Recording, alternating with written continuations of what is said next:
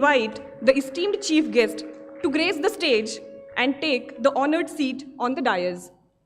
I request Director Sir to kindly join our chief guest and to take his seat on the dais.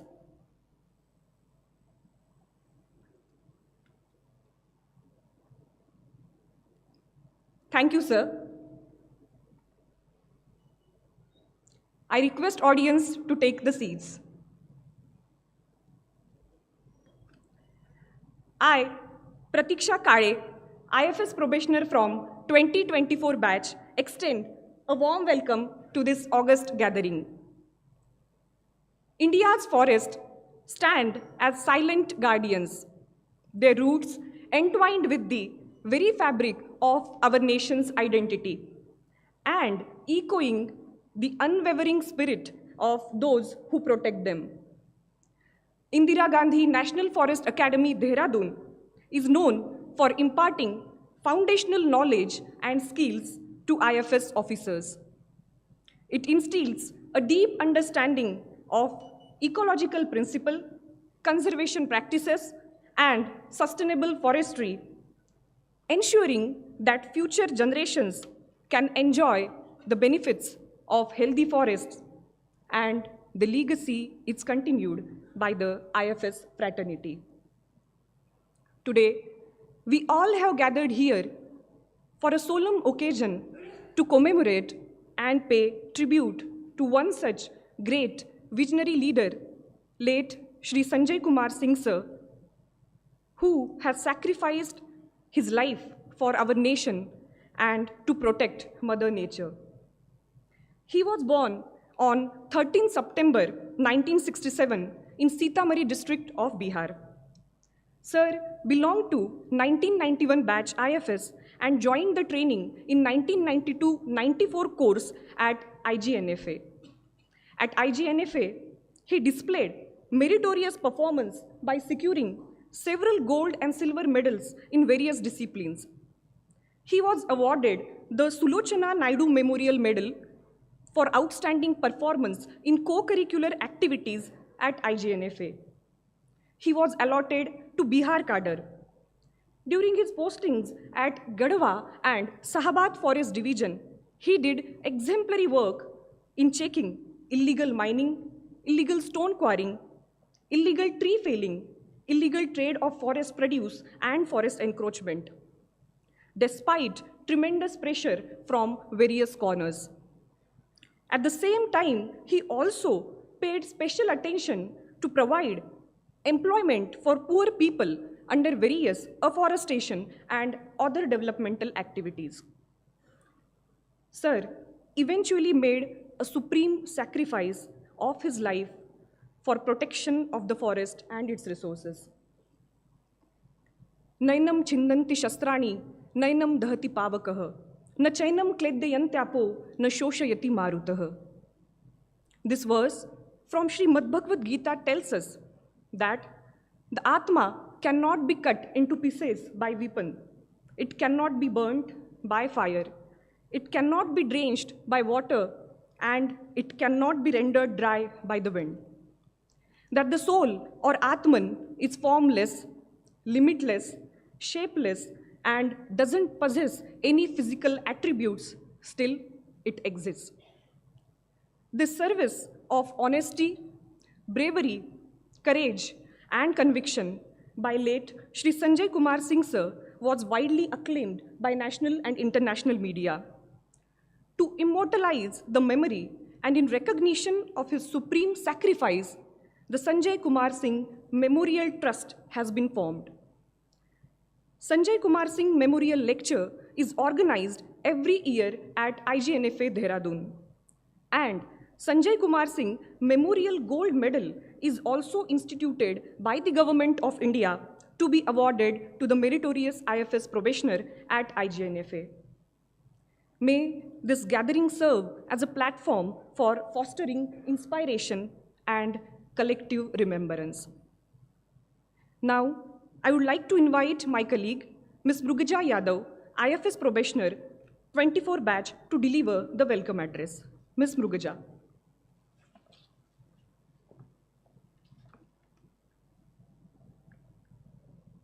A very pleasant morning to all present here.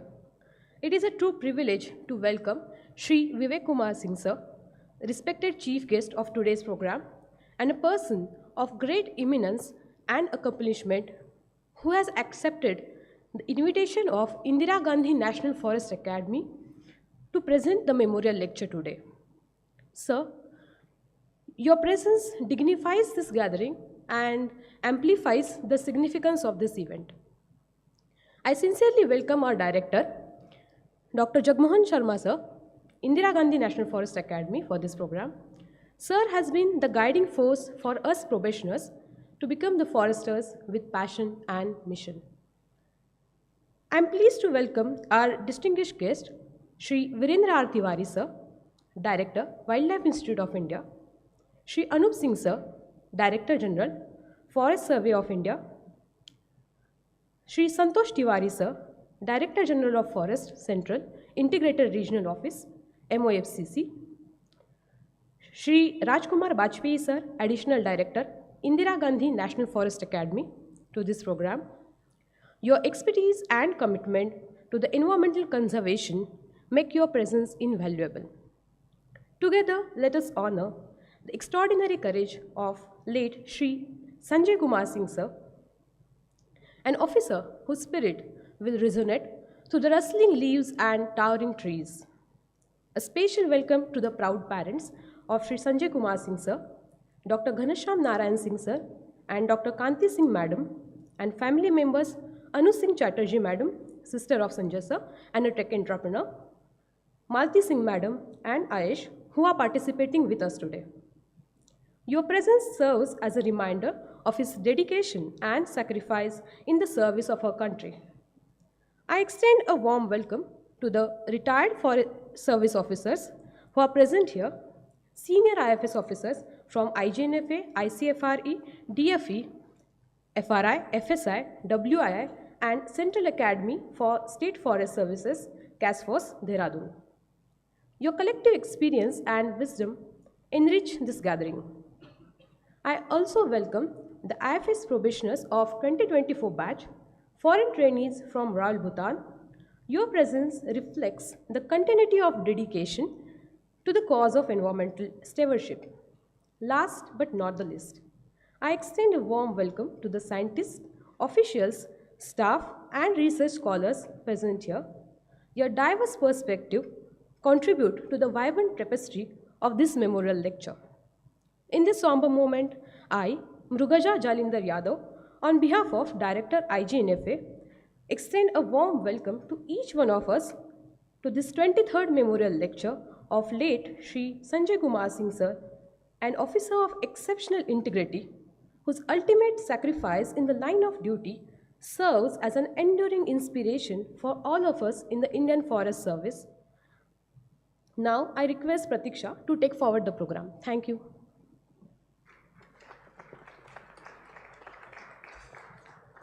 Thank you, Mrugaja. As we sit in the esteemed presence of our chief guest, a tradition of goodwill and honor calls us forward. I request Director IGNFA to present the bouquet to welcome our chief guest.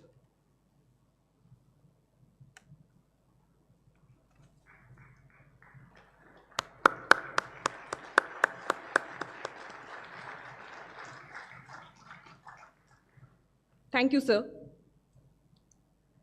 Ladies and gentlemen, before we commence the formal proceedings of the event, we would like to partake in a symbolic ritual that holds deep cultural significance, the lighting of lamp.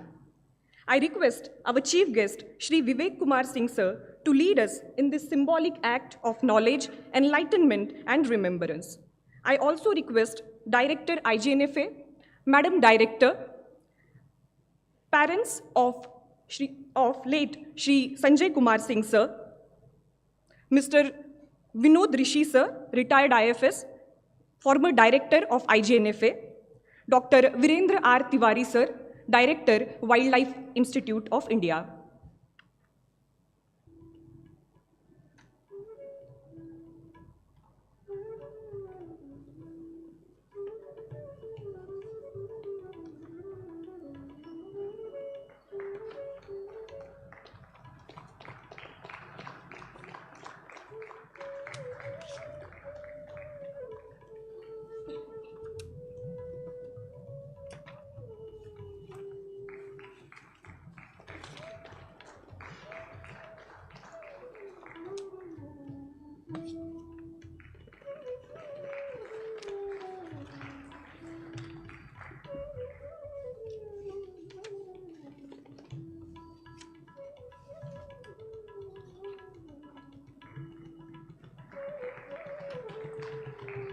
the lamps shall brighten our hearts and minds, guiding us through the event with brilliance and inspiration.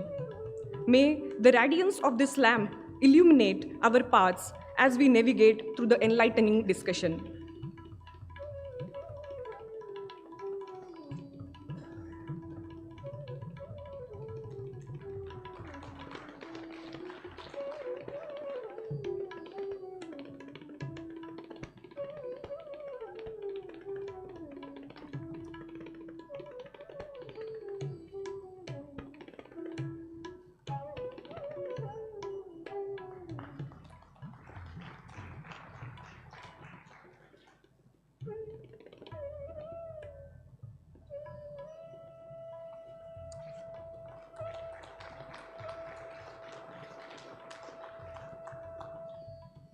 Now, I request dignitaries to pay floral tributes to late Shri Sanjay Kumar Singh sir.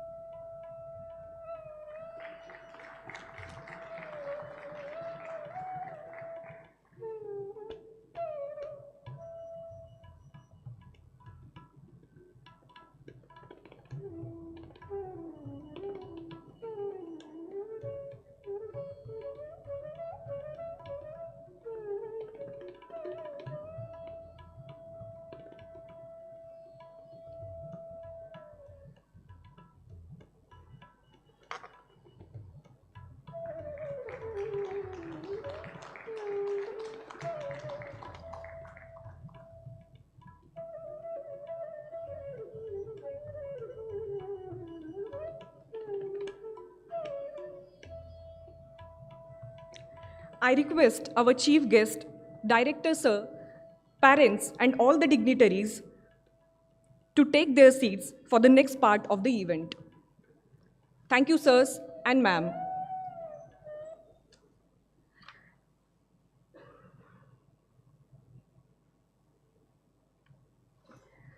IGNFA salutes the parents and family members who deserve deep respect and gratitude for the challenges they faced because of the sacrifice of late Shri Sanjay Kumar Singh sir.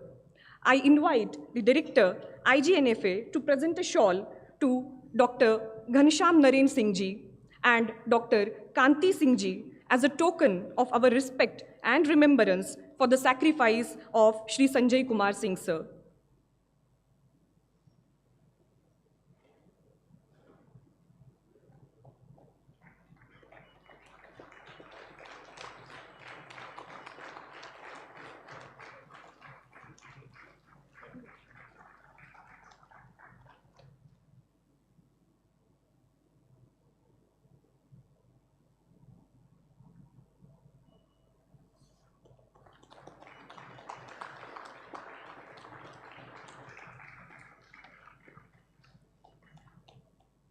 Our heartfelt gratitude to sir and ma'am for this meaningful gesture.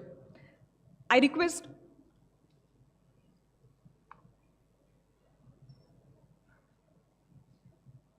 Thank you, sir. Now, it is our privilege to introduce our distinguished chief guest, Shri Vivek Kumar Singh, sir. To do the honors, I invite my colleague, Mr. Rajat Kumar Singh, IFS Probationer 2024 batch. Mr. Rajat.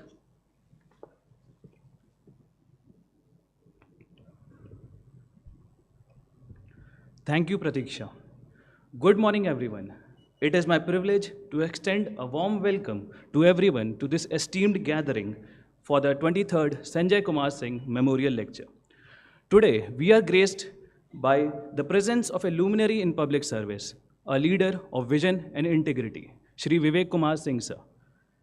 Sir is an IAS, retired IAS of 1989 batch from the Bihar cadre, and currently serving as the chairman of the Real Estate Regulatory Authority, Bihar. Sir belongs to the Darbhanga district of Bihar and holds the graduate degree from the Ramjas College in physics, an MSc in forestry from Indian Council for Forestry Research and Education, and PhD in climate change, agriculture ecology, and food security. Before joining IAS, Sir has worked as management trainee in SAIL and also as an Indian Forest Service probationer from the Indira Gandhi National Forest Academy. Sir's illustrious career spans across key administrative and policy-making roles, including his tenure as Development Commissioner of Bihar, Additional Chief Secretary of Department of Revenue and Land Reforms, Principal Secretary in the Environment, Forest and Climate Change Department, and as the Chairman of the Bihar State Pollution Control Board, among others. Notably, as the Principal Secretary of the Forest, Environment and Climate Change Department of Bihar, he conceptualized the jungle safari in Rajgir and has also started the works for the development of Biodiversity Park in Araria, Gaya, and Jamui. His deep commitment to governance, sustainable development, and public administration has left a lasting impact on Bihar's progress. Beyond Sir's administrative acumen, Sir is a scholar and an author, with publications that reflect his passion for history, environment, and knowledge dissemination. Among them, his book, Patna, A Monumental History, is included in Amazon's bestseller. Sir is also witness to various international conferences, such as COP22, COP23 of UNFCCC. His insights on climate change, governance, and development are invaluable. As we gather here in reverence for the past and contemplation for the future, we eagerly wait for the wisdom that Sir is about to impart, a wisdom that has been shaped by the decades of experiences, enriched by scholarship, and guided by an unwavering commitment to public good. With deep respect and gratitude, I once again extend a heartfelt welcome to Sir. May Sir's words illuminate our hearts and inspire our mind. Now I invite my colleague Pratiksha to take the program further. Thank you.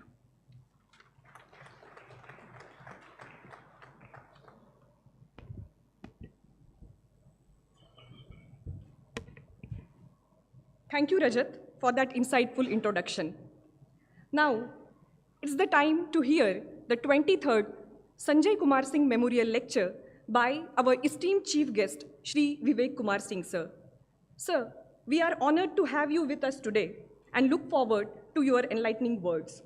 The theme for today's lecture is Gearing Up for the Big Game. Without further ado, please join me in extending a warm welcome to Sir for delivering the much-awaited memorial lecture. Sir, please.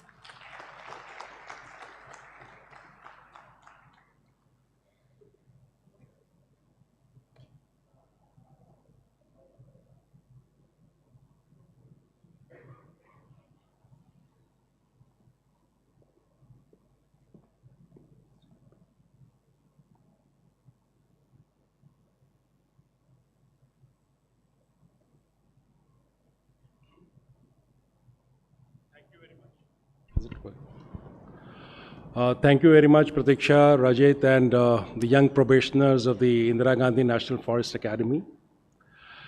I would start with thanking the director, Mr. Jagmohan Sharma, for having invited me to this place. As I always tell whenever I go to any alma mater, be it my school, be it my college, and this is my academy. When you go there and when you have to speak as a guest, it actually causes a lot of goosebumps in your body. Because, I mean, you are used to standing and sitting there somewhere in the crowd, and then all of a sudden you are positioned here to deliver a lecture on a day which is so auspicious and so great for all of us. So while it is a privilege to be here, it is also daunting for multiple reasons. Firstly, you have to address a group of very bright young students and probationers. Secondly, you have to pay obeisance to a man who everyone knows so well. And three, you have to present something new to the audience. So, my learned director, the Honorable Directors of Forest Survey of India, Wildlife Institute of India, esteemed IFS officers present in the group, including Mr. Santosh Tiwari, my cadre-mate, and most importantly, Ghanshyam uncle and Kanti auntie, who I have known for so many years and who have been associated with me personally. I mean, this, of course, is a chance official meeting that we are having, but we have met umpteen times, and Sanjay was a role model for all of us, and the parents deserve no less than a big hand for having contributed in such a great manner for this purpose. When I was coming from the airport yesterday and Medha was accompanying me, so I mean she was giving me a subtle hint as to what the topic would be of your lecture. Because whenever you have a memorial lecture or any important lecture, you must have a theme. And I swear, honestly, I didn't have any idea. Because firstly, I had come thinking कि Sanjay case में जाना है. Sanjay was very close to all of us, a hero to all of us. So we had to go there. So starting, we said Sanjay Singh Memorial, that by itself was a definitive reason for me to come. The second important reason was my affection for the professionals in general and the forest professionals in particular. Because I have been part of you for long years. I stayed for 2 full years in the campus and had a solid interaction with all the senior and junior colleagues in the IFS. So for me, it was like a homecoming. So what do I tell you? You have been, reading, learning, right, left and center every day about some facet of the forestry or the other. So I thought that I'll be talking of something which I talk in front of the IS professionals, in front of my own colleagues, as to what the officers ought to have. We have heard of the IQ, EQ, but the officers require a different factor altogether. So I thought I'll talk about it. Then I also wondered that, they'll say you have been an IFS officer, you have also served as the Principal Secretary Forest. So where is your forestry gone in your lecture? So I said, okay, fine, let me have some input on the forestry part of it, which is associated with me. That is a small part that will not bore you beyond a point. And finally, I've been crusading for crosswords in the country for over a decade now. I organized the Indian Crossword League. I organized the National Inter-College Crossword Expedition in association with AICTE. I organized the National Inter-School in association with CBSE. So I said, I'll not spare you. I'll bore you with some elements of crossword also. So the topic I chose was gearing up for the big game. Because basically now you are professionals, but you have to go to play and play the big game. So that is where I thought I'll seek your input. So I'll basically have it in 4 parts, 4 segments, and I'll have some interaction in between so that it doesn't become very incoherent or jerky. So I'll stop at one point, and since the parents are also there and people are also there, so I'll ask for your responses and get on, because it won't be a conventional 1-hour lecture where I'll start and end, and then I'll put forth your questions. So I'll start with, of course, the hero that we are talking about.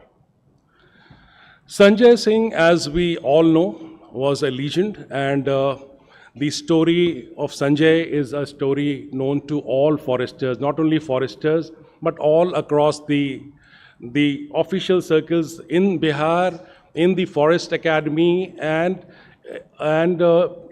anyone who's knowing forestry, who's knowing courage, knows about Sanjay Singh. So I wouldn't say much about him at this point of time because I'm sure you know all. And therefore, I would just say that on this day 23 years ago, this is what happened. A story of courage, a story of fearlessness, a story to emulate, idealize, use any adverb, any adjective, it would fall short. Because what that man did on that day was the climax of his crusade against the unscrupulous elements who were trying to impinge upon the sanctity and the chastity of the forest. And of course, for his valor, he had to give his life. So I would basically, like to learn from you. At this point, I'll like to learn from you as to what are lessons you guys learn. Of course, being strong and courageous is important. But what lessons, and the parents are also there, the academy is also there, and we have also honored him in multiple ways. And he deserves every bit of it. And you see the last line. And what he has given us, the legacy, is an eternal sense of pride in the service. So this is part one of my lecture. It is about how one person in the system, in spite of all the odds, in spite of all the opposition, in spite of a lot of resistance from all quarters, could still hold forth and give not only prestige to the service, but also a life of his own. So we must, I think, in his honor, stand for a moment, remember him, and then move on. Because this is about Sanjay Singh, this is about him, and this is about learnings from him. Just 1 minute, and then you can ask any question, because everyone associated with him, Santosh Tiwari knew him very well. So they are all there, but you must recall him. Just 1 minute, please.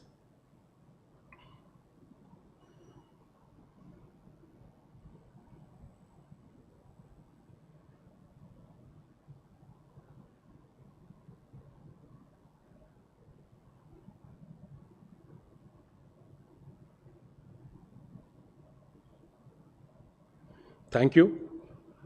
Now, if you have any question with regard to our hero, Mr. Sanjay Singh, late Sanjay Singh, you may ask, because as we move on, the context would change. So if any probationer has any question to ask or any query or any information to seek, you are most welcome.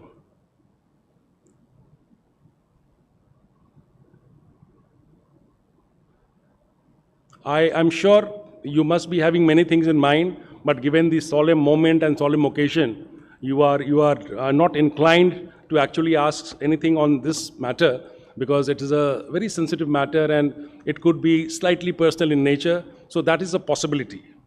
So now comes the second part of my lecture.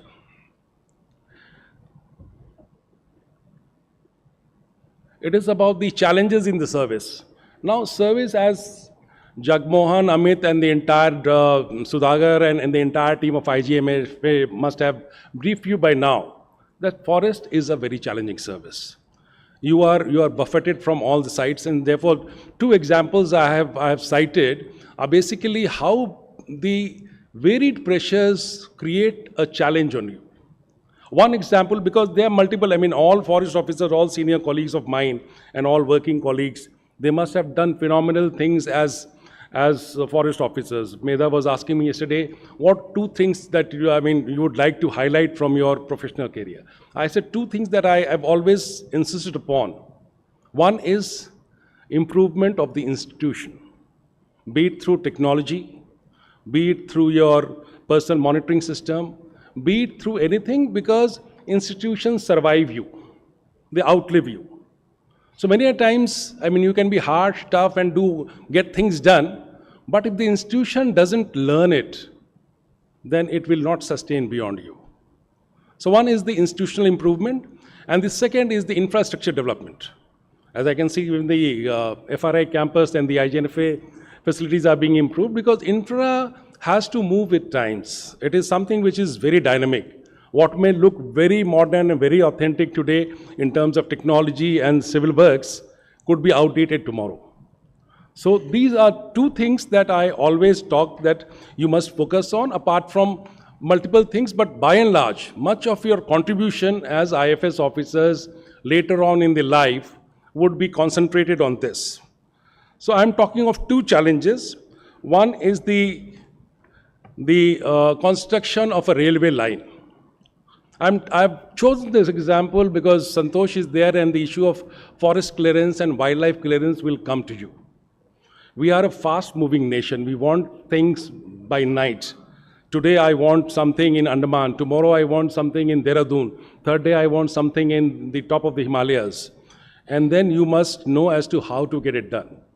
Because the answer which you would like to give and which is no may not be acceptable to many, and all of us are dispensable. It's a very harsh truth, but the fact remains that, while every time you would like to say no, it is always better to get things done without a no, and get your way without being a stumbling block. So these are two examples that I've chosen. One is the railway line. Why did I choose the railway line? Because if you read the newspapers these days, everywhere this issue comes. And we are all strong votaries for the environment and forest. Our heart bleeds for the forest, and if anyone says that 2 trees cut means I'll not let it do. My conscience will not allow, and it should not allow. But having said that, does it mean that development will take a total roadblock because of the environment? Will the political powers, whosoever it is, agree to your idea? Will the public not lose at the end of the day by not getting a railway line? So it is a trade-off between man and animal, it's a trade-off between man and environment, it is a trade-off between your conscience and somebody else's will. So you have to choose not a middle path, but a path where both can tread upon. It is easier said than done. So I've chosen this example of Kusheshwar Sthan. It is a bird sanctuary. It's a very, very famous bird sanctuary where many exotic birds come. And like always, the engineering department, they are very keen on construction, and all of us know why the contractors are interested in. So they don't want any delay. They don't want any ifs and buts. And the government also doesn't want you to say no to a project which is close to their heart, which has been announced in the elections and which is to come anyway. So what can you do? And mind you, even if you like to, you may not be in a position to actually stall it. So therefore, you have to, as smart, intelligent officers, working for the environment, working for the forest, and working for the nation, you must come up with a solution which takes care of not only the man, not only the animal, but also the ecosystem at large. So Kusheshwar Sthan was one place where we said that a railway line has to be made. So what happened? We in the department, we said that, okay, if you are hell-bent and the government ultimately will have its way, we'll see that as to what all mitigation measures are required. So it requires, while saying no is very easy, and it makes you a hero overnight, and then gets you transferred also at times, for God's sake, don't do it every time. So you must find a way out. And mind you, still, the State Board of Wildlife, the National Board of Wildlife, they are very powerful bodies, as the Wildlife Institute director is also here. So minus their clearance, technically you can't go ahead. And people know that. So if you are very clear, if your diagnosis, your prognosis, and your remedy appeals to the person and he can do it, he will take your advice. If it is totally a volte-face for him, he may approach somebody else. So what we did, we said that, okay, you just let us know as to what you can do, and we'll tell you as to what you have to do. So we asked them to have 22 overpass, and then an elevated overpass of great length, sound barriers on both sides, speed of the trains to be reduced, 2% of the project cost deposited for the compensatory afforestation, raise the height of the track. And I was there as Forest Secretary around 7 or 8 years back, and today the contract is on, and they have agreed to all the conditions.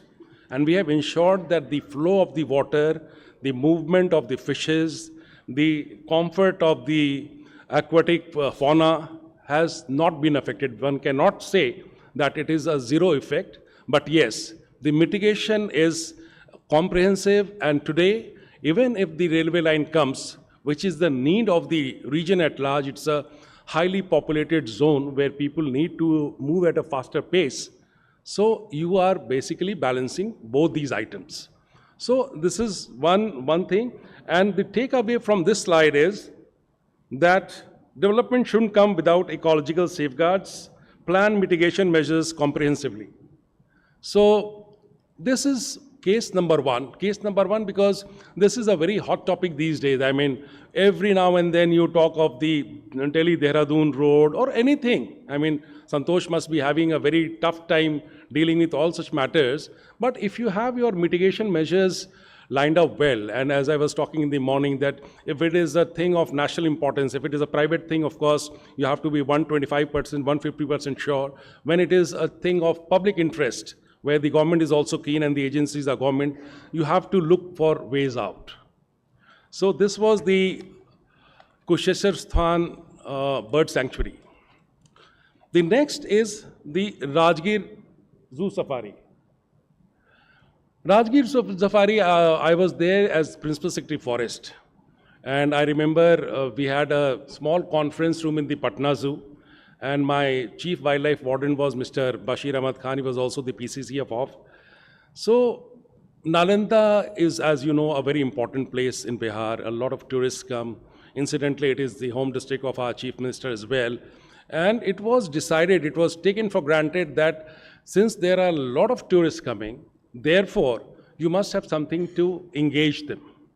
So that when they come, they don't only visit the Vishwa Shanti Stupa and the, say, the Kund, they should also visit places so that they are occupied for the day. So it was a foregone conclusion of the state government that we must have a zoo. And we were basically pandering with this idea as to how to go about this, because we couldn't have said no to this. So one afternoon I was sitting, in fact, I think Santosh, you were also there. We were, the entire group was sitting. Then I had come, I was an IFS professional, so I said, ki itna jagah to zoo safari banta hai, which is right next to the town, be it Bhubaneswar, be it Bhopal. Why can't we have it? We had a huge bamboo forest just next to the forest rest house. And primarily lying underutilized, we had some deers moving here and there. So I just mooted this idea that, I mean, zoo, of course, is cruel to animals. As you would all know, zoo is a place where animals are bound and you are free. Safari is a place where animals are free and you are bound. So nobody grudges safari, but everybody grudges a zoo, and rightly so. So this idea was floated, and then suddenly we talked to the Central Zoo Authority. They said, I mean, we won't mind if you don't ask for a zoo and go for a safari instead. So then we hired one consultant to design the whole thing. And we had other challenges also. When you come up for things like that, apart from the forest and wildlife, Nalanda, as you would know, is famous for its heritage sites. And the Archaeological Monuments Act of the Government of India is very stringent with regard to distance parameters, with regard to the spacing from the site. So you had the Jarasandh Ka Akhara, you had the Manyar Mutt, you had so many things. So how would you design so that the civil works of your proposed safari doesn't impinge upon the hinterland or the umbra penumbra area of the heritage sites? So there were so many things taken into consideration, and thankfully we approached each and every agency who were involved, including the roads, including the buildings, as to what their issues could be with regard to a zoo safari. And after a lot of initial hiccups and hard work, we could finally get it off the ground. And today it is one of the best sites which you can visit in Rajgir. Perhaps one of the best sites in the country, I would say, because just next to it, we now also have a nature safari, where you don't have wildlife, but you have a glass bridge, which many of you would have seen, and many other structures which fascinate the young and the old, the boys and the girls, the males and females alike. So Rajgir Zoo Safari was another of the idea which came up. So I'll show you some photographs, and then you will actually acknowledge that this 191 hectares of land, which was lying a-begging with only bamboo trees and some other species and some deer, was suddenly alive with 5 different animals, wild animals, and now you have an aviary also coming up, and a butterfly park. So this is how you can think of ideas and get it done by slight modification. Again, I've chosen this because many times there are certain things which you have to do. Zoo आना है तो आना है. Big boss wants it. But nobody has the courage to say, कि, sir, it's not possible. And it ought not be done. Because it is cruel to animals and there's a zoo at Patna. So you find a way out for the animals, and then you can actually do things. So the takeaway from this is don't give up. Many times we just give up, कि छोड़िए हटाइए होगा नहीं. If plan A doesn't work, plan B does. So this is part B of my lecture. I said that I have a 4-dimensional lecture. One, of course, was not a lecture, but only remembering the superhero Sanjay. The second is, of course, the challenges that we face on a day-to-day basis, the political will, the driving forces, the vested interests, and us. So these 2 examples are only small examples, and this will give you an idea as to what the Rajgir Safari is. I'm sure many of you would have visited, even the senior colleagues of mine. If you happen to get a chance, you must visit. It's a place worth visiting. So in case you have any query on this, I'll pause for a while, but since I've seen that you are basically waiting for the end to come and then put questions, then I'll move on. The part C is my observation. This is the gist of what I've learned as officer in different services. I joined just after my graduation. I was a management trainee at SAIL. Then I did 2 full years in this campus. And then I was the forest IAS probationer, then officers at various levels. So I was going to the Mussoorie Academy for the last 3 years to tell them as to how to use crosswords for the purpose of problem solving and managerial skills. So they would ask as to what you expect from us, sir. So I said that you have heard of things like EQ, IQ. As an officer, if I say that, do you have the kid factor in you? And I use the kid factor because I'm normally addressing the probationers or trainees when I talk of this. So this is very important for all of us, because you must have small mnemonics to remember as to why you are doing what you are doing. So the first question is, what does the world look for you in a young officer, as a young officer? Remember and mind you that every officer here is a brand, and I'm not kidding.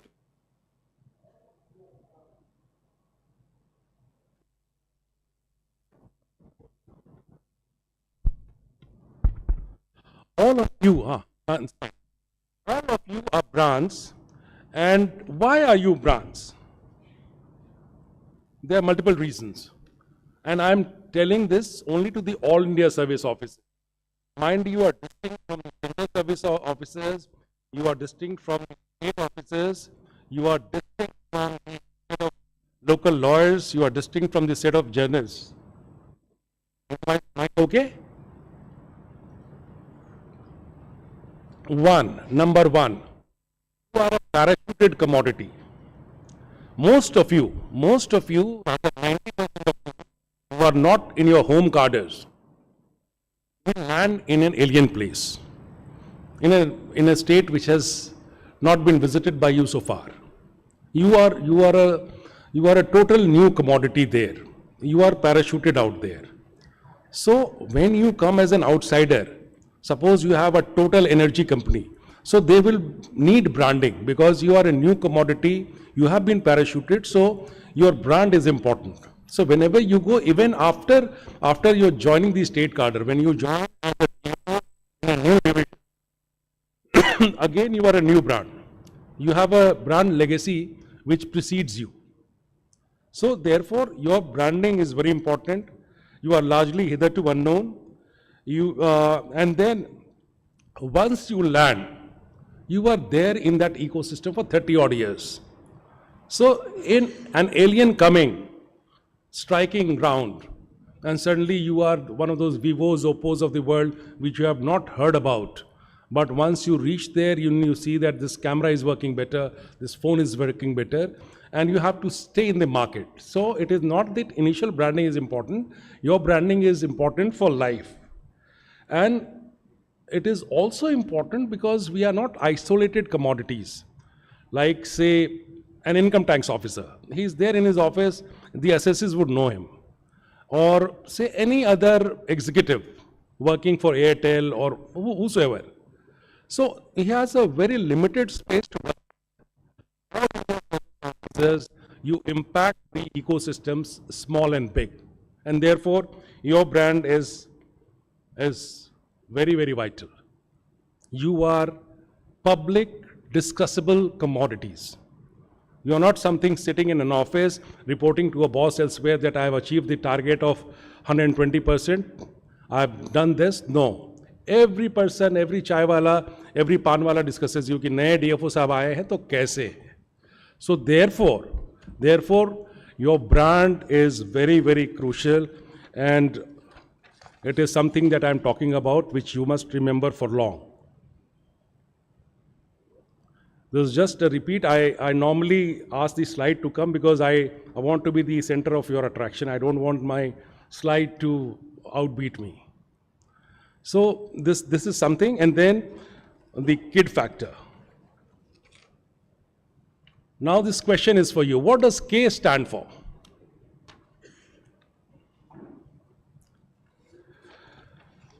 Any guesses?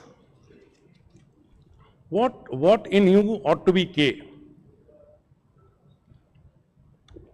Brilliant. K is knowledge. Knowledge is as Francis Bacon said, knowledge is power. So what are the kinds of knowledge one is required as an officer to have? The knowledge of the statutes, the knowledge of the rules, the regulations, the instructions. These are 4 vital knowledges. 2 knowledge I have found where I would request Jagmohan also to help out is about the processes and finances. Many a times as district magistrate or even as senior officer, I would only expect my bada babu to know certain things. कि treasury में bill कैसे पास होता है वो हम बहुत बड़े हैं, आई वुड नॉट नो. तो बस the only thing I know is कि बिल पास नहीं हुआ, इसमें ही ऑब्जेक्शन लग गया, या ऑडिट टीम आया क्या ऑब्जेक्शन लगा करके चला गया. So while even for the statutes and the rules and the regulations and the instructions which you must learn by heart, not only for the central acts but also for the state acts. Because when you go as young officers, your number 2, number 3, number 4, if he wants to take you for a ride, he'll say, sir, आपके पास तो power है ना, आप चाहिएगा तो हो जाएगा, आपसे बड़ा कौन है यहाँ. So naturally you are the senior most, and he would try to befool you by saying that you have got all the authority. Many a times you don't have the authority. So these knowledge elements, particularly the act, if you don't know your Wildlife Act properly, if you don't know the rules, and when I talk of rules, the instructions are very important. Because, I mean, as the forest clearance people would know, or the environment impact assessment people would know, the MOEFCC comes up with new instructions every now and then. And many of us, we are fixated with what we had learned some time back. So while there would be some concession given for less than 5 hectares, we are still stuck with the 5 hectare thing. There are concessions coming, there are restrictions getting imposed. But if you are not aware, you are bound to create mistakes. So the contemporary learning of instructions is very important. I am saying this because you have to run the show, and right from the law to the processes and the accounts, the K factor is very important. And I tell this, and my IS professionals in Bihar and Masuri, they remember this, that ghoda banna hai ya ghursavar, whether you want to be a jockey or a horse, the choice is yours. If you have the knowledge, you are the jockey. You ride the horse, you run. If you are not, somebody else is riding you and making you feel that you are the best horse in the stable.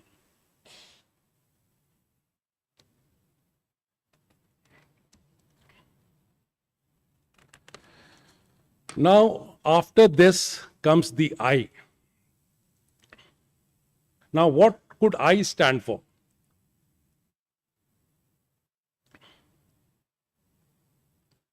Any guesses? You are an officer.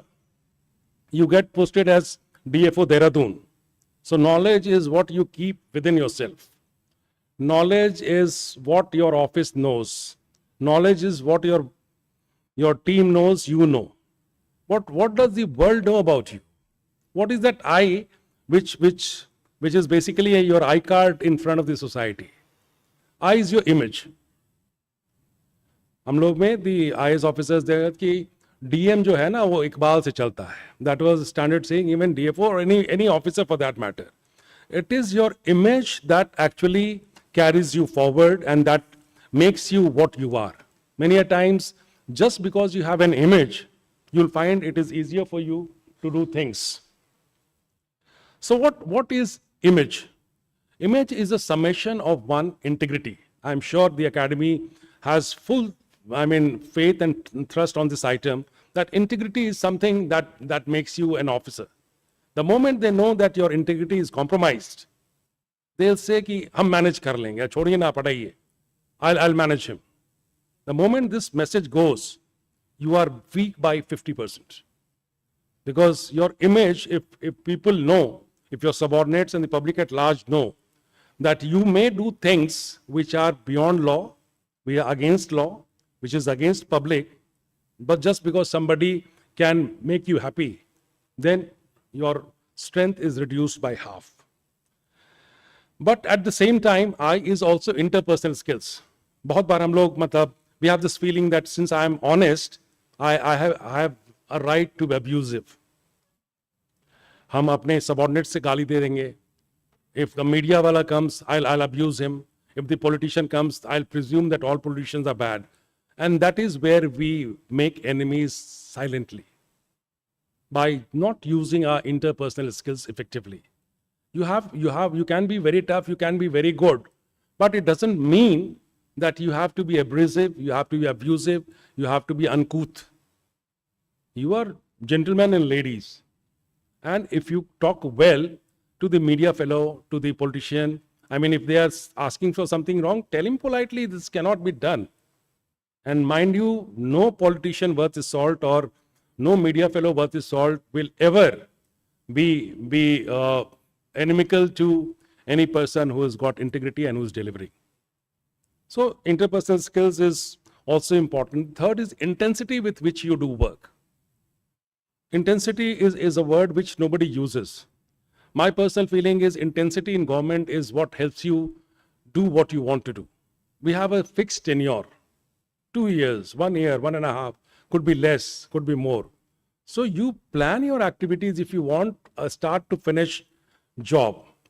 Then you have to take a call that I'll do it intensively. I'll not boast about myself, but I was the Land Reforms Commissioner, LRC, of the state.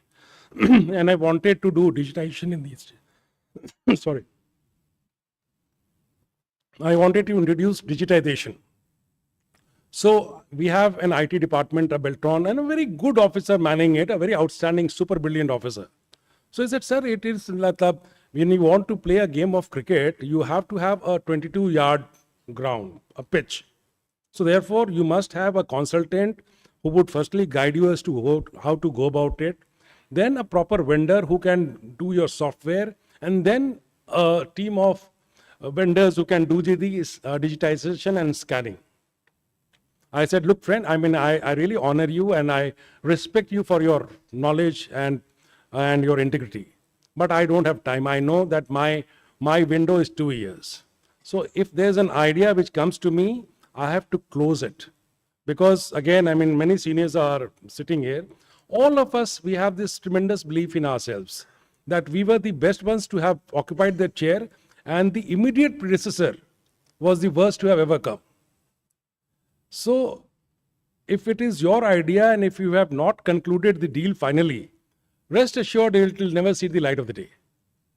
So therefore, this predecessor-successor syndrome in our services is very high, and therefore, when I talk of intensity, you must calculate that if I want to do this, I'll finish it before it takes off. Of course, once the building is on, nobody can stop now. So even if Jagmohan is not there after 2 years, it will come. But you have to roll it out. And rolling it out, I always say RFP. If you have an infra, the RFP has to be there. If you have a system, the order has to be there. So unless and until you have things in black and white, your ideas never get fertilized. The embryo is stillborn embryo and you don't have a delivery coming out. So intensity is also very important. And the fourth I is impartiality. Many times we get affected by particular reasons. इधर senior officer का भतीजा है, उसको कराने देते हैं. How does it matter? मतलब, at least he'll feel happy. People are watching you. You, as I said, you are a brand. They watch you. कि ये favoritism करते हैं कि नहीं करते हैं, on the basis of nepotism, on the basis of references, on the basis of caste, on the basis of power. If you are impartial, then again you lose strength. And I talk of image, it is about how your image adds or reduces your strength. So that is something that you have to see. And innovation. Innovation is something out of the box thinking, which people look for. I mean, you can do routine things, come and go. But if you innovate, you leave a fresh legacy. And therefore, innovation is very important. I mean, it creates a different signature for you. It makes you stand out. So the image is very important. So after K, it is the image. But mind you, having said this, as I said for the first, the punchline was, whether you are a horse or a jockey, it depends on the knowledge you have. Image is important, but don't become captive of your image. I have had very good friends who are outstanding officers, but they have ruined their health, they ruined their personal life, they ruined their social life, just by being captive of their image. कि हम किसी से बात कर लेंगे, so they'll think I am dishonest. अगर हम खुल के हंस लेंगे, then they'll think that I'm not strict. Don't be a captive of your image. Your image is good, but image should not fetter you. Image should give you that strength. It should not stifle you. So this K is important, and this I is important. Any questions on this, or I'll move on, then you can come back with your questions. After I comes the D. So what is this D? Discipline is part of image. I mean, discipline is important. But I'll calculate the other way around. Knowledge, I say, is important for you to govern to manage your subordinates. Image is something which is used to manage your peer group, somebody who is not either directly under you or above you. D is something for people above you. उनको बाकी कोई मतलब नहीं है आपसे. So D is something which matters to the bosses, and D is delivery. If I write a letter to all DMs saying that your mutation should be 80%, no matter how good an officer you are, if you are lagging at 20%, as a boss, I would rate you very low. Because delivery is all about stats. It's about objectivity. It's about what you have shown to the person who matters. So delivery for the public, for the statutory bosses, and for your personal well-being. You can be good in knowledge, you can be good in image, but if your boss is asking for a particular thing, or if the state wants all DFOs to do this much of plantation, and you say कि नहीं हम तो plantation में बहुत strict हो रहे हैं, all the rest are doing fudgy plantations, mind it, nobody is bothered. If they have a target of 1 million, and if you are supposed to plant 20,000, you must, with whatever rigors you want to follow, but the numbers cannot be reduced just because you are doing some good work. Delivery is what matters to the bosses, and delivery is something very critical in the system, because when we judge objectively, it is only by way of delivery, because that is the only quantifiable commodity of output that you are able to give, not your K, not your I. So in the end, it is the delivery that matters. So this is what the kid factor is. And this you must bear in mind. Matlab, do whatever, but your knowledge, your image, your delivery will ultimately make you what you are and create a brand for you. So if these three things are there, your next posting, rest assured, day one, people know that I have an officer with a high kid factor. I'll not take him for granted. This is, I mean, of course, you can say it in so many words.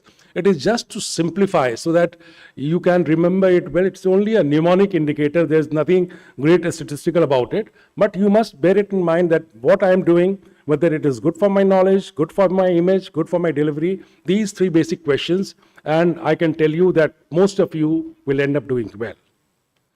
So this is part C of my lecture. And part D would be a fun thing. I do crosswords. I promote crosswords, as I said, and I've been doing it. In fact, my ultimate pinnacle of my crossword endeavor is a World Cryptic Crossword Championship, which I propose to held in the Nehru Center at London on the 29th of June, where 8 countries would be participating. It's a big thing, which is coming up. And I'm also organizing something called the ACAD Global, where it's like the Wimbledon of crosswords. So therefore, there are 2 crossword clues. Whosoever answers along with annotations. Annotations are nothing but explanations in the crossword jargon. So and there are 2 books, 2 books ready for prizes. So 2 clues, and it is open to the senior faculty members also, director also, all these team guests. So there are 2 clues that you have to answer, and basically, at the end of the day, I'll tell you as to why crosswords could be a good administrative tool. The first clue, which is coming to you, is academy facing problem, throw captain out. So, on a surface reading, that academy is facing problem, who is the captain? Mr. Jagmohan is. So, if he's out of the system, the problem is solved. So, this is the clue. It's a 5-letter word, academy facing problem, throw captain out. If anyone can you answer along with the annotation, you take away the book.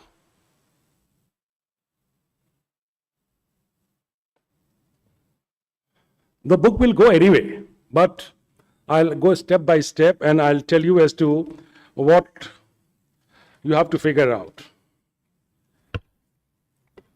How do you indicate the captain in an Indian cricket team? Suppose you are watching, say, Crick Info or any scorecard. So how do you represent the captain? Like wicketkeeper is WK. What is a captain? C, right. Suppose problem shows that there's some issue with a particular word, right? So that's called an anagram. Anagram is a jumbled word. So now, what could be the jumbled word in this clue? What is the jumbled word in this clue that you can possibly think of? Academy facing problem. So if you jumble it, can you figure out something?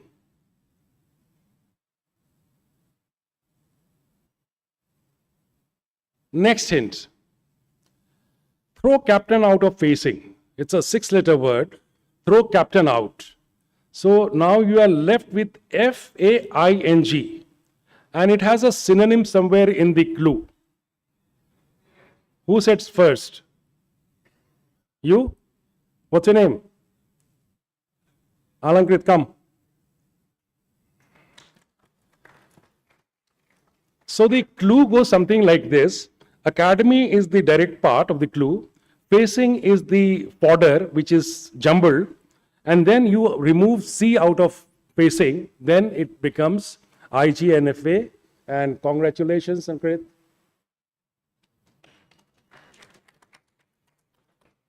So this is just one example. And I'll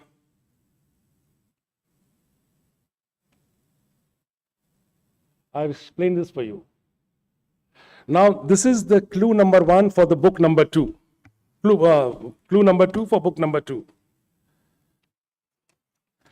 Council nestled in traffic-free environments. What are we talking about?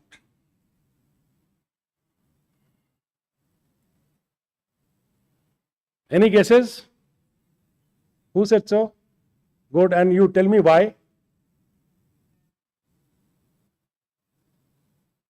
Right, I'll give you the prize, but if you read the clue, council nestled, council is located somewhere in the environment of traffic free. So if you read the traffic letter TRAFF, and then you have IC, and then FRE from free. So it is ICFRE inside the traffic free. Please come.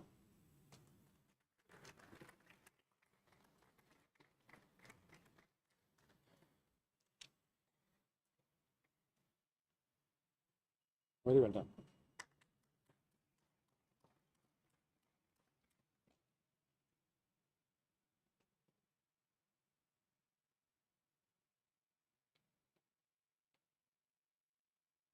Slide कर लो यार.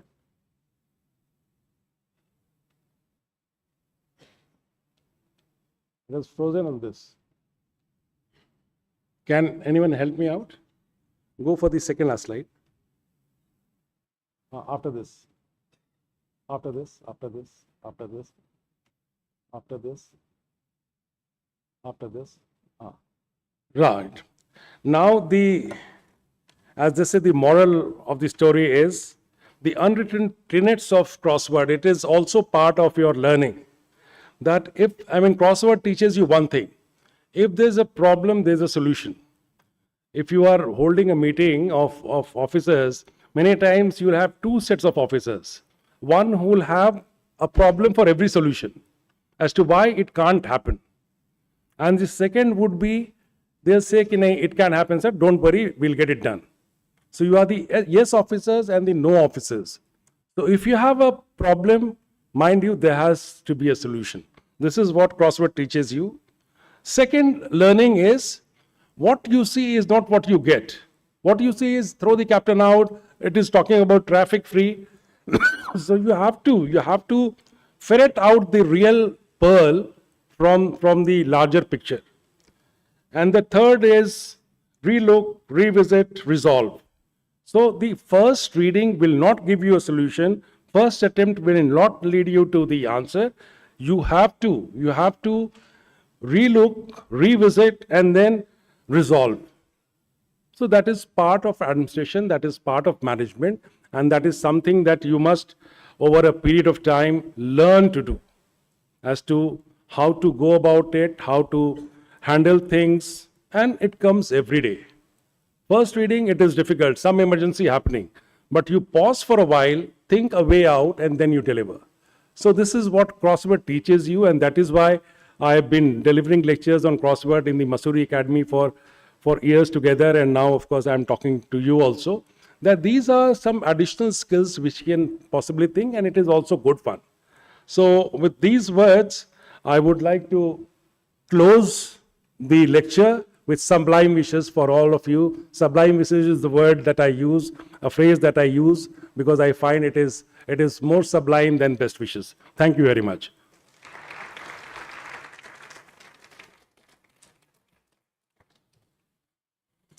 Now, if you have any questions, any issues, I think I have not wasted much of your time.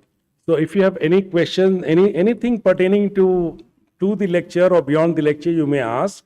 I'm open to questions.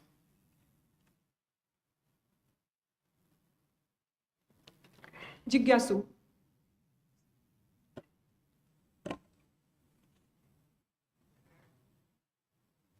Is one person, sir. Good afternoon, sir. Thank you for this insight. Often it is seen that in our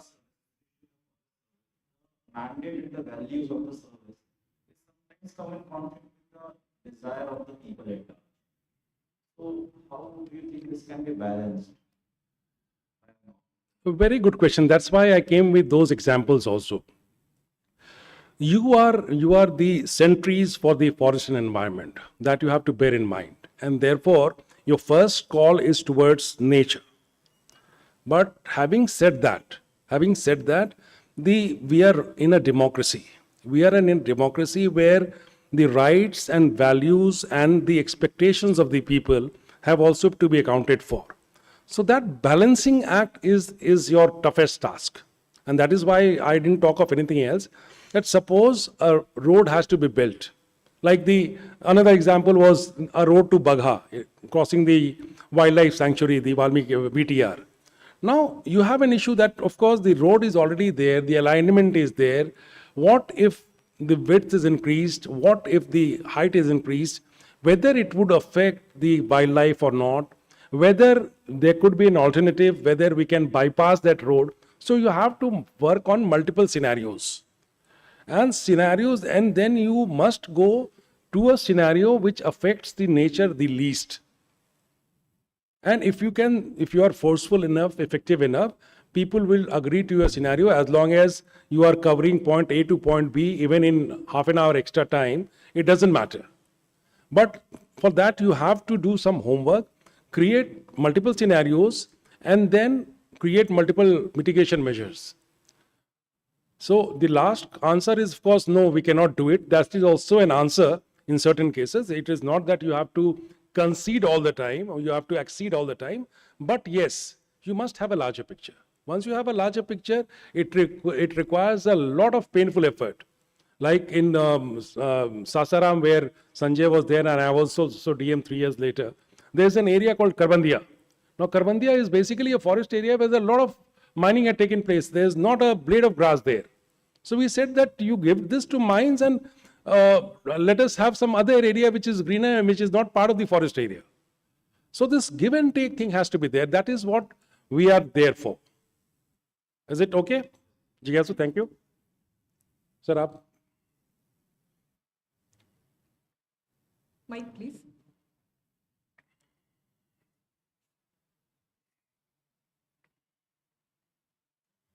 My name is Jay. Now retired. First of all, thank you very much. It was quite enlightening. It was a lot of learning also, what you said. What I feel is that since the professionals are there and very soon they will go to the field, empathy is one word which I find very much lacking. A person comes all the way to the office just to be told that the public is to keep an eye. I mean, this is something that really I would request you turn around and address to them, because this is one thing that they have to learn. what I'm just telling is that step into the person's shoes and then try to appreciate the pain, when we say no, nahi ho sakta.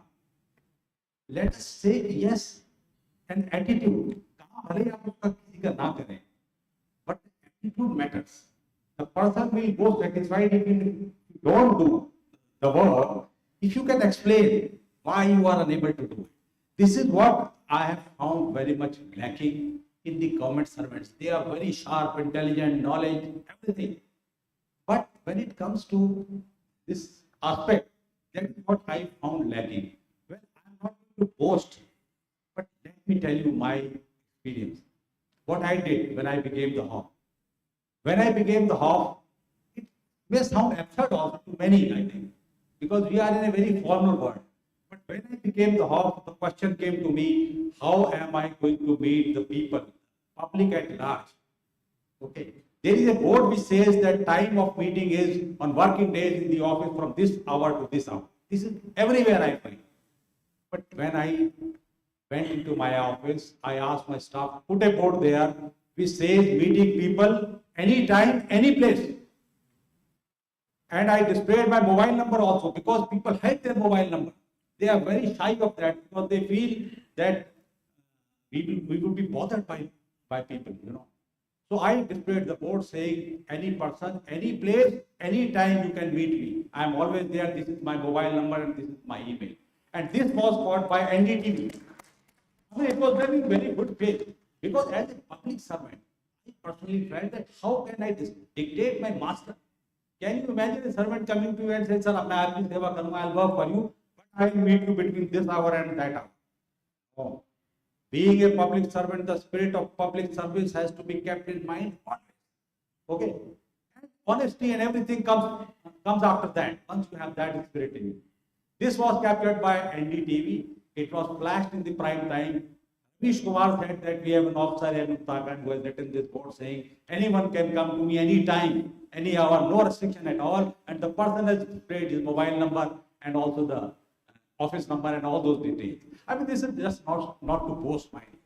This is just to tell you, impress you that can you find some sense in this as a public servant. That is the point. Thank you. Very well said. I think nothing could be better. And I'm sure this is one mantra that you must always bear in mind, that you are a public servant and empathy and dealing with the public is your duty. It is not a charity that you are doing. Wonderfully said. Very good. Kunal Mishra. Thank you, sir, for this session. Sir, we as a professionals got a lot of opportunities to interact with the senior IFS officer as well as few of the retired IFS officers as well. Sir, it has been told to us that we should always try to develop certain kind of expertise into our service. So my question is it possible to do that in the initial part of our career when the life is really busy and there are some certain chaotic works also? So is it possible during that times? Well, I personally believe that if you have the will, you can do anything. This concept of being busy is something there in your mind. And we always can, if you have the will, you have the time. In fact, I'm a personal example is when I joined the sale as a management trainee, I was just a physics graduate. I was graduate and I got this job. At the same time, I got a call from the the Dehradun Academy. So I joined. So after I joined, I was lucky because as probationers, we got an MSc forestry degree from this place. And that helped me do PhD later on. But also when I was there, I could do LLB in the evening course. And I've been pursuing crossword. I have made crossword for senior people who are here. For 12 years, my crossword was there in the Indian Alliance magazine Swagat. So if you have an inclination towards learning, towards doing a thing of your personal volition and liking, nothing can stop you. I mean, we have ample time. Of course, 8 hours is minimum that you spend in the office. It spills to 12 hours. But if you have passion, there are 24 hours in a day and you can still do it. I mean, I'm not saying anything about any person, but when I talk of my own friends who feign business, I mean, I have some friends who are there in a particular department. They'll start at 9, sit till 9, and they'll feel that they are busy. So I give the example of the Prime Minister, Honorable Prime Minister. I said that man can run the country in the same number of hours in which you are running a department of a state government which doesn't have any impact on the people. You must think about your efficiency. So the diversity of your work is proportional to your passion towards work. And therefore, the pretension that being busy and being officially engaged holds me back from doing my personal development is not always true. I mean, it is a difficult situation, but if you have the drive and the will, you always have the extra moments and extra hours for yourself. Thank you, sir.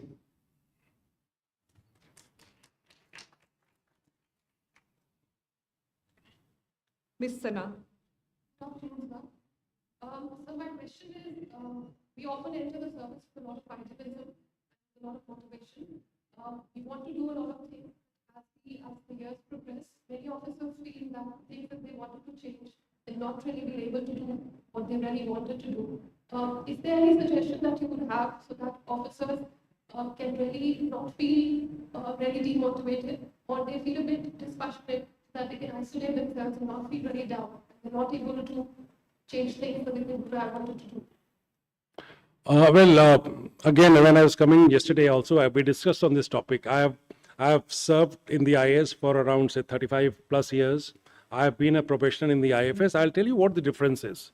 The difference is IFS officers are technically very sound. I mean, if you take the modal value of the technical knowledge and expertise, you are perhaps better because we are journalists and we have a varied background. But I mean, as an IAS officer, you get opportunities and therefore after certain years, you develop well.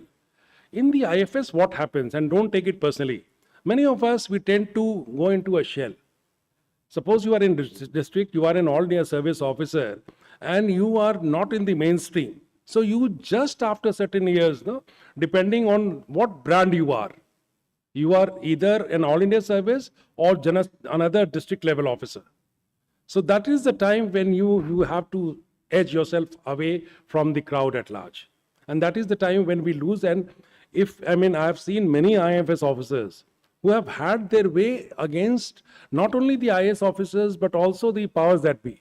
If they have conviction, if they have logic, and if their intentions are very clear, and if they're not shying away from facing the people who matter.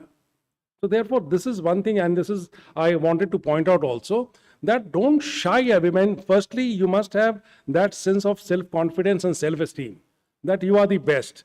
Okay, your job profile is different. The job profile of IPS is also different. And all IAs, they don't become DMs only. You are also dealing with certain pockets of social welfare, then labor, then training, culture. So it is not that you are handling, when we talk of IAS, we only talk of DMs. No. 99% of the time of IAS officers is spent in a sector where they have to excel like you. And if you are good, many state governments are giving ample opportunities to the IFS officers in non-forestry sectors. In my state also, the MD of Tourism Corporation, and then the OSD to CM, there are many IFS officers who are there. They have, by their dint of, say, logic, merit, and of course, interpersonal skills, developed a brand, an image for themselves, and some stature whereby they are looked beyond the normal postings that they hold, the DFO's posting or the conservatives posting. So you have to go beyond that. It is a personal attribute after some time. This level playing field goes. And you have IS officers who, sink. There are IFS officers who, move up. So it is not about the service. It is about the conduct of yours in the service, which matters much more.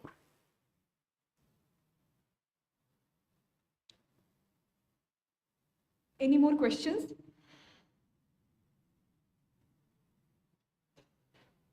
Then I must thank all of you. And once again, I would firstly thank my dear friend Jagmohan and his a very hospitable wife who have been there to take care of us.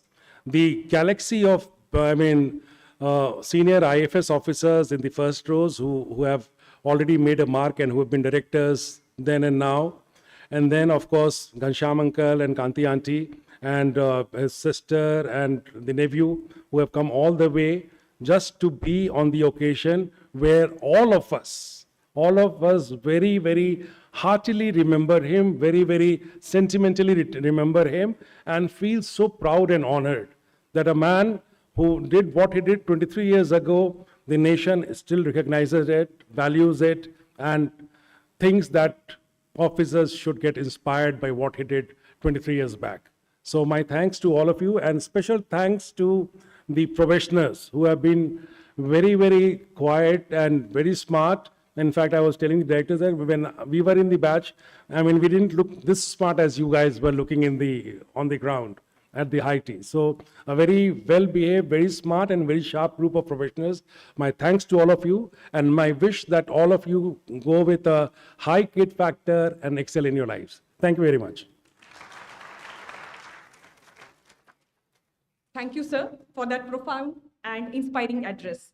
The illustrations of Kusheshwar Sthan Bird Sanctuary and Rajgir Zoo have given us wide and a broader perspective to deal with challenges which we will face in the service. Sir, the message, development shouldn't come without ecological safeguards, is a much needed idea we will carry forward in the service. And sir, as you have stressed, we, young IFS officers, will try our best to build our knowledge, to utilize our potential, and to do all the things ethically in the service. Sir, your insights will undoubtedly stay with us for a long time. We are deeply grateful for the time and thought you have imparted to inspire and elevate our sense of duty. On behalf of everyone present here, we express our deepest gratitude for sharing your valuable perspectives and motivating us to uphold the highest ideals of service. Now, as a token of our love, respect, and gratitude, I invite the Director, IJNFA, to felicitate our chief guest, Shri Vivek Kumar Singh sir, with a memento.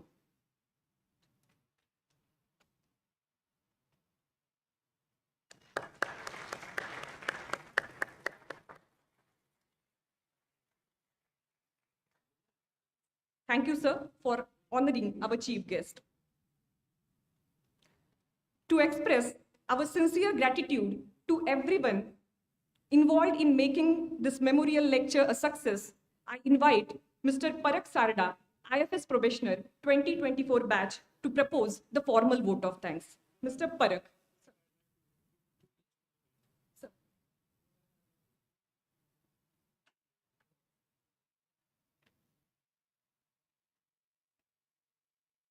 Our chief guest has bought 3 books to give us as a gift to the IGNFA. Thank you, sir.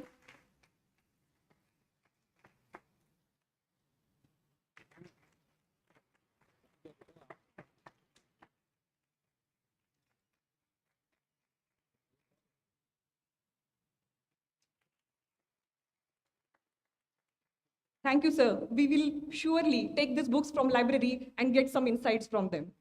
Mr. Parak.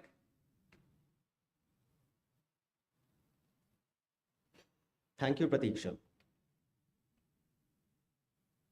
It is my honor and an absolute privilege to present the formal vote of thanks for the 23rd Sanjay Kumar Singh Memorial Lecture. First and foremost, I extend my heartfelt gratitude to our esteemed Chief Guest, Shri Vivek Kumar Singh Sir, for graciously accepting our invitation and taking time out of his busy schedule to be here with us today. Thank you, sir. Your esteemed presence has truly honored the legacy of Shri Sanjay Kumar Singh and added immense value to this memorial lecture. Sir, your participation lends profound significance to this occasion and will undoubtedly serve as an inspiration to all of us. Thank you once again. I would also like to express our heartfelt gratitude to the parents of Shri Sanjay Kumar Singh Sir, Dr. Ghansham Narayan Singh and Dr. Kanti Singh and other family members for gracing this memorial event. Your presence adds a deep meaning to this occasion as we honor his legacy. I would like to convey my sincere gratitude to our director, Shri Jagmohan Sharma Sir, for his unwavering guidance and steadfast support in organizing this event. Your personal involvement and meticulous attention to detail has been instrumental in elevating this event to a level of true grandeur and significance. My deep gratitude also goes to other esteemed dignitaries who have honored us with their presence. Shri Virendra R. Tiwari Sir, Director, Wildlife Institute of India; Shri Anup Singh Sir, Director General, Forest Survey of India; Shri Santosh Tiwari Sir, Deputy Director General, Central, Integrated Regional Office, MOEFCC; and Shri Rajkumar Bajpayee Sir, Additional Director, IGNFA. Your esteemed participation stands as a testament to the deep respect and high regards in which the legacy of Shri Sanjay Kumar Singh Sir is held.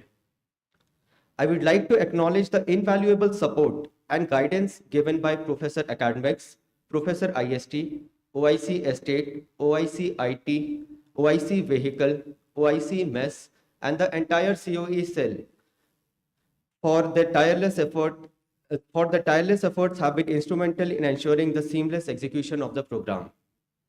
I express my sincere gratitude to the faculty members, retired and senior IFS officers present over here, employees and staff of IGNFA, scientists, as well as members of all the other organizations for their unwavering support and cooperation in making this event a success.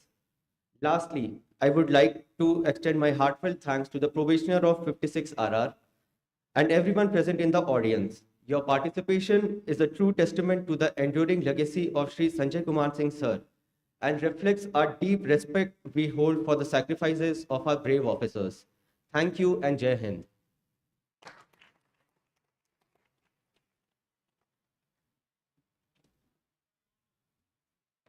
Thank you, Parak, for those comprehensive words of gratitude. Thank you for your presence and participation. As we conclude the 23rd Sanjay Kumar Singh Memorial Lecture, we request everyone to rise for National Anthem.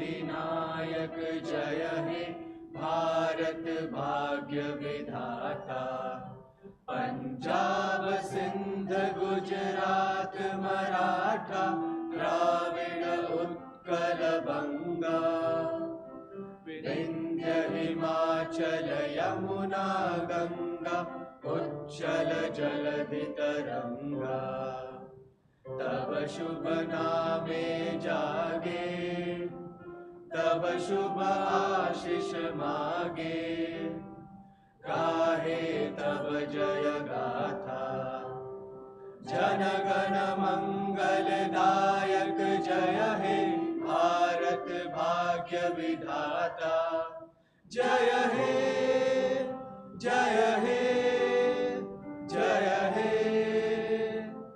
जय जय जय जय हे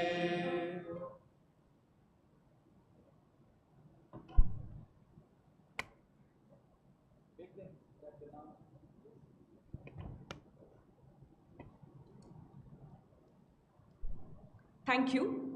With the permission of Director IJNFA, now I declare that the program is concluded. Jai Hind.